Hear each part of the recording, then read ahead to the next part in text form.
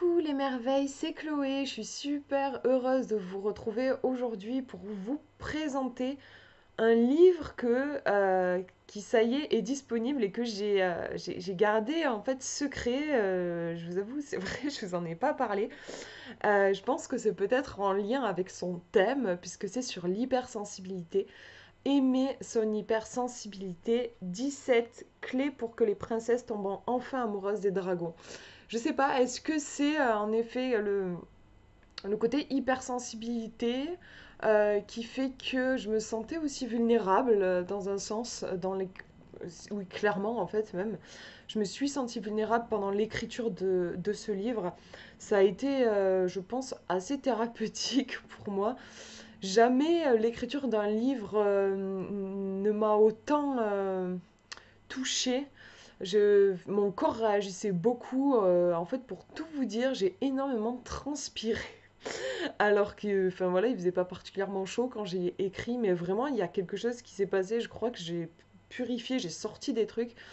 Euh, Parce que voilà, mon hypersensibilité, si vous me suivez un petit peu, vous savez que ça n'a pas toujours été facile, qu'aujourd'hui ça ne l'est toujours pas, honnêtement, facile, hein, mais j'ai fait, je pense quand même, oui, un certain chemin. Mais en tout cas, j'ai beaucoup souffert, comme beaucoup de personnes hypersensibles dans mon passé. J'ai beaucoup souffert de l'incompréhension des gens, notamment de l'école quand j'étais enfant. Donc ça m'a fait traiter des infos. Donc, on va regarder le résumé. Il était une fois une petite fille qui avait un dragon comme prolongement d'elle-même. Il lui permettait de voir le monde différemment et de ne jamais perdre le contact avec la magie. Au début, ses parents le trouvaient mignon, mais leur regard se mit à changer en le voyant grandir et prendre plus de place à mesure que les années s'écoulaient. Rejeté à l'école et jugé encombrant, la relation entre l'enfant et le dragon fut mise à rude épreuve. Comment pouvait-elle continuer à chérir ce cadeau qui effrayait tant le monde qui l'entourait?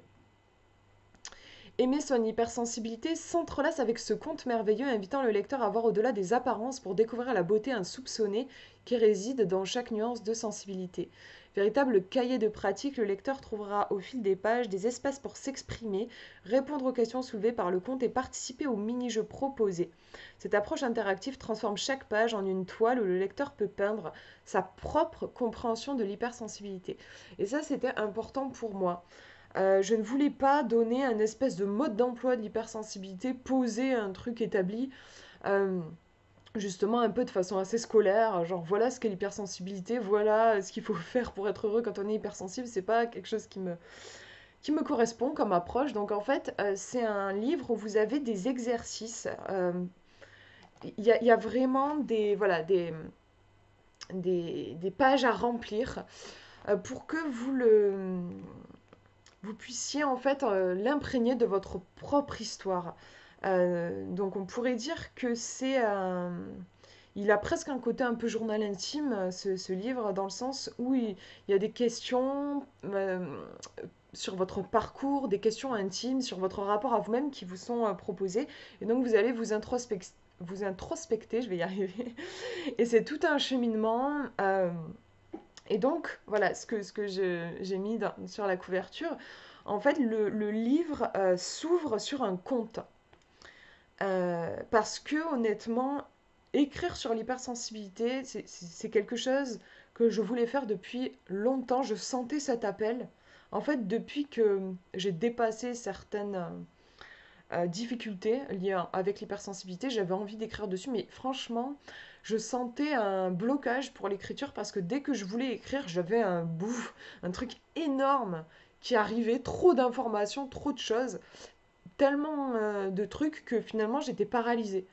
Et finalement, j'ai eu l'idée d'écrire un conte. Pour moi, les contes, les histoires, c'est un moyen de passer justement, de contourner le mental, oui, le mental en fait, hein, le mental, les pensées qui tournent, euh, la peur, le stress, et mine de rien, en lien avec l'hypersensibilité, j'ai ce genre d'émotions qui ressortent parce que j'ai vécu des choses difficiles liées à mon hypersensibilité. J'ai quand même je pense qu'on peut parler de traumatisme lié à mon hypersensibilité, donc c'était trop lourd en fait.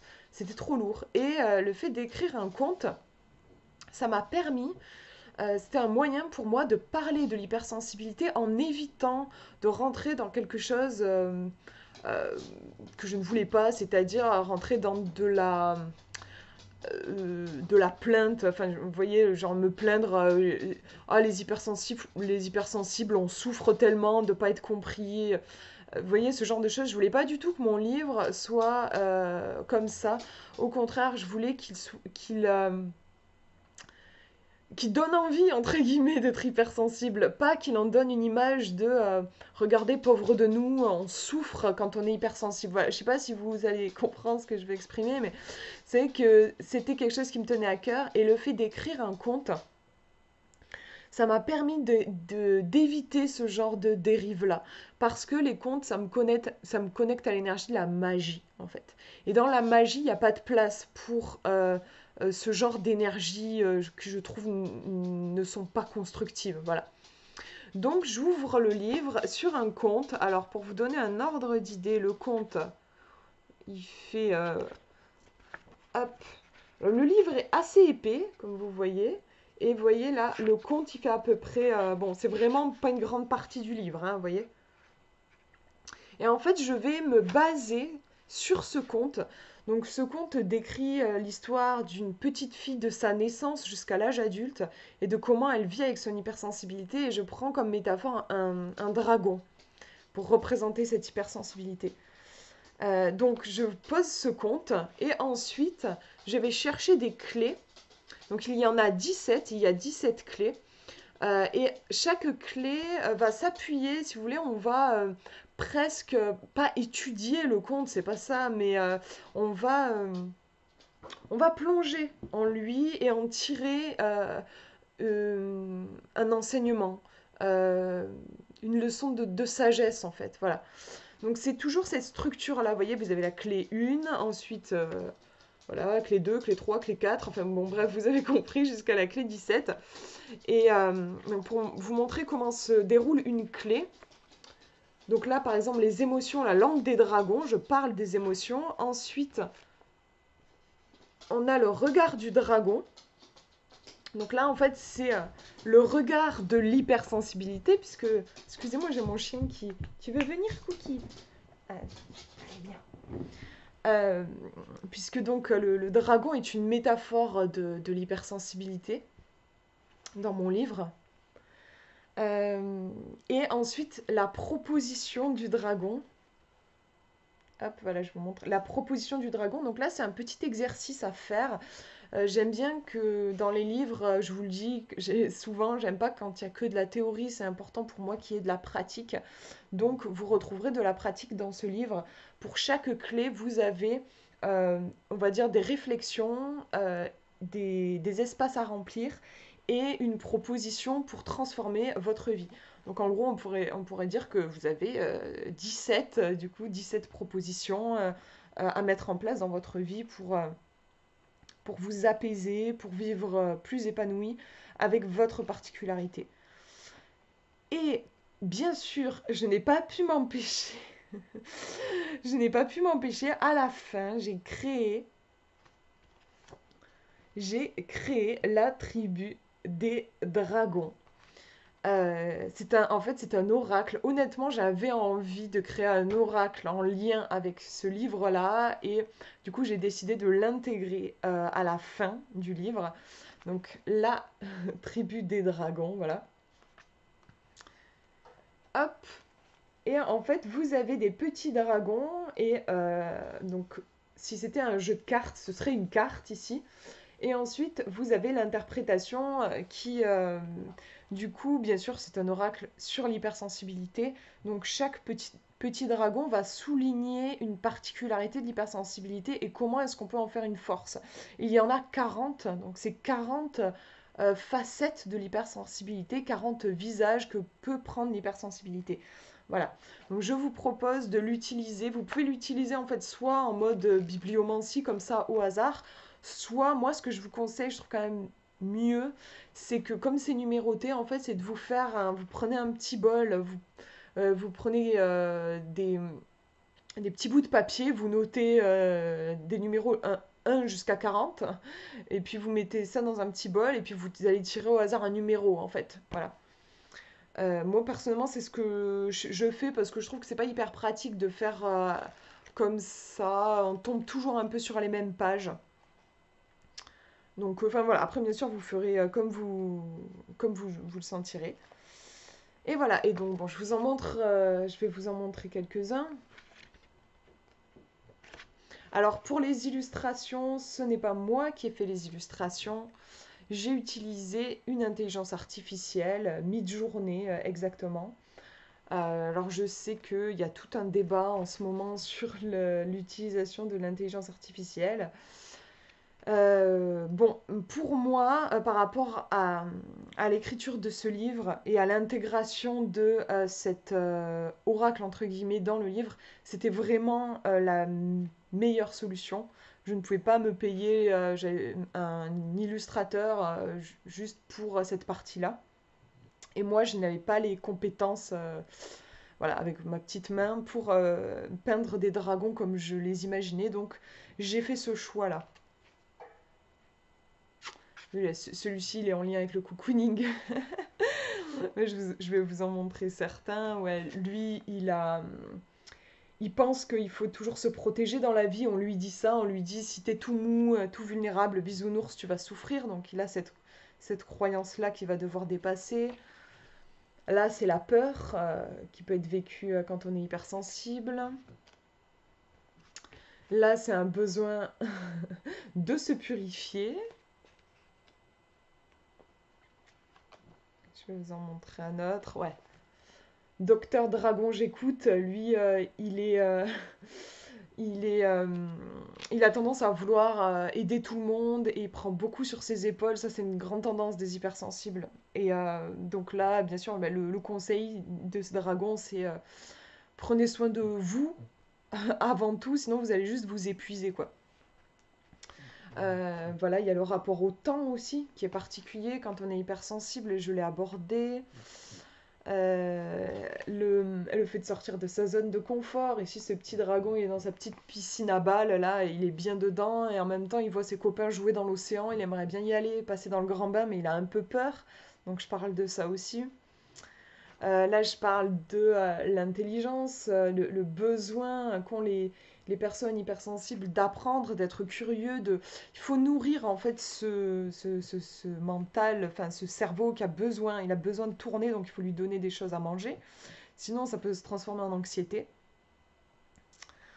Voilà, bon, je vous en ai montré quelques-uns. Je me dis que je vais vous laisser aussi peut-être la surprise d'en découvrir d'autres. Je vous montre juste mon préféré. Celui-ci, juste, je l'adore. C'est parti pour un tour de manège. Moi, là, j'évoque les fameuses montagnes russes qu'on peut ressentir quand on est hypersensible. Donc, l'effet un peu yo-yo, être très en haut, d'un coup être très en bas. Comment est-ce qu'on vit ça voilà, de la façon la plus confortable qui soit. Voilà pour la tribu des dragons. Et alors, je vous ai pas montré quand même pour que vous puissiez voir voilà, les thèmes que j'ai abordés. Donc au début, je vous parle de moi et de mon parcours avec l'hypersensibilité. Je trouve que c'était important. Ensuite, une histoire de dragon. Donc là, c'est le conte. Et ensuite, vous avez les clés. Donc, clé numéro 1, le don des fées. Donc, bon, je vais pas vous expliquer toutes les clés. Je laisse un petit peu la surprise. Mais je pense que vous avez compris l'idée. Hein. Ici, c'est de voir l'hypersensibilité non pas comme un défaut ou une maladie, mais comme un don. Ensuite, votre fidèle compagnon, en clé numéro 2. En clé numéro 3, votre histoire avec l'hypersensibilité. Là, on va venir creuser votre histoire particulière. Numéro 4, les émotions, la langue des dragons. Forcément, en parlant d'hypersensibilité, il faut parler des émotions. En clé numéro 5, on parle du corps. Très important aussi. Apprivoiser son monde dans la clé numéro 6. Dans la clé numéro 7, l'hypersensibilité et la peur, j'aborde ce thème particulier de la peur. Comment est-ce qu'un hypersensible va réagir à la peur? Comment est-ce qu'il peut composer avec la peur? Et pour moi, c'est une façon très différente des gens qui ne sont pas hypersensibles. nourrir l'enfant intérieur, le mythe de l'intensité dangereuse, ça c'était important pour moi de l'aborder, un fonctionnement global atypique, donc je précise ici que être hypersensible, c'est pas juste être hyper émotif, qu'il y a plein d'autres choses qui entrent en jeu. Je me suis perdue. L'amour quand on est hypersensible, c'est aussi un sujet particulier. L'espace blessé. Alors ça, vous comprendrez en lisant le conte. C'est en fait dans le conte, à un moment donné, le personnage fait l'expérience d'un espace blessé en lui, et je l'évoque ici. La pop culture à la rescousse, en clé numéro 15. Vous savez que j'adore travailler avec la pop culture, tout ce qui est un peu moderne, ancré dans le quotidien. Donc, j'évoque la pop culture, enfin l'hypersensibilité dans la pop culture. Ensuite, créer son propre langage, clé numéro 16. Là, vraiment, je me suis amusée. Pour moi, en fait, dans la langue française, il y a un manque de richesse au niveau du vocabulaire pour exprimer parfois des nuances de ce qu'on peut ressentir. Donc, je propose ici de créer son propre langage, de créer des mots ou de créer des expressions pour être au plus près de ce qu'on ressent et pouvoir l'exprimer plus facilement. Parce que moi, je sais pas vous, mais moi, parfois, ça m'est souvent arrivé d'ailleurs dans ma vie que juste j'avais pas les mots et donc je préférais juste ne pas parler parce que j'avais le sentiment que si je mettais des mots, ça allait comme c'est pas corrompre mon émotion, mais en tout cas j'allais en choper 5% quoi, alors qu'en réalité, enfin vous voyez, donc je préférais rien dire. Donc en fait, à un moment donné dans ma vie, je me suis murée dans le silence. Pour moi, les mots n'étaient pas assez précis ou forts pour décrire ce que je ressentais. Donc là, je propose de travailler sur le langage et pourquoi pas d'inventer aussi son propre langage. Et ensuite, il y a la clé de Jade, aimer. Donc justement, ça rejoint le titre, aimer son hypersensibilité, la vocation de ce livre. C'est vraiment de vous faire tomber amoureux de votre hypersensibilité. Il y a trop de livres, trop de trucs qu'on trouve sur Internet où on nous dit ne vous inquiétez pas, on va vous apprendre à gérer votre hypersensibilité. Il faut atténuer certains traits, machin, tout ça. Et c'est juste, pour moi, c'est imbuvable ce genre de truc. J'en n'en peux plus de voir des choses comme ça. Là, c'est pas un bouquin comme ça. C'est un bouquin qui vous pousse à embrasser votre particularité, pas à la modeler pour que ça corresponde à une norme. Voilà, je ne vous apprends pas à gérer votre sensibilité avec ce livre, mais plutôt à la comprendre et à la canaliser. Donc le côté canal, quoi, la mettre dans un canal pour nourrir quelque chose de positif, quelque chose qui vous fasse du bien pour que vous puissiez avoir une vie significative, magique. Voilà, c'est l'hypersensibilité pour moi permet ça. Voilà, et après oui, il y a aussi une histoire qui se déroule à plusieurs niveaux et hypersensibilité quand le conte devient réalité. Voilà, et à la fin vous avez la fameuse tribu des dragons que je me suis empressée de vous montrer. Voilà, pour cette présentation, bon ben j'ai réussi à faire moins de 20 minutes, je me demandais combien de temps j'allais mettre. C'est pas évident de présenter son propre livre et encore plus quand il s'agit d'un sujet comme celui-là, encore une fois où je suis un peu la tête dans le guidon quand même. Enfin, il y a quelque chose qui me touche vraiment personnellement. Je vous ai pas dit le prix d'ailleurs, attendez. Il est à 26 € et 36 centimes. C'est très très précis. En fait, je le vends sur Amazon. Alors voilà, je sais que le prix est quand même assez important. Mais je ne pouvais pas faire moins en fait, c'est parce que j'ai mis la couleur en fait, voilà, l'impression couleur est vraiment chère. Et donc voilà, du coup 26 € et 36 centimes, il faut savoir que moi sur une vente d'un bouquin, je crois que je me fais 50 centimes. Donc vous voyez, enfin voilà, j'ai vraiment fait comme j'ai pu avec les prix qui étaient proposés par Amazon. Après la couleur était vraiment importante pour moi. Pour un livre sur l'hypersensibilité, j'avais vraiment envie qu'il y ait des couleurs pour ma petite tribu de dragons et puis pour que je puisse mettre aussi des petites illustrations comme celle-ci. Voilà pour cette présentation. Je vous mets le lien dans la description si vous intéresse et que vous voulez le commander. Je vous fais de gros bisous, prenez bien soin de vous.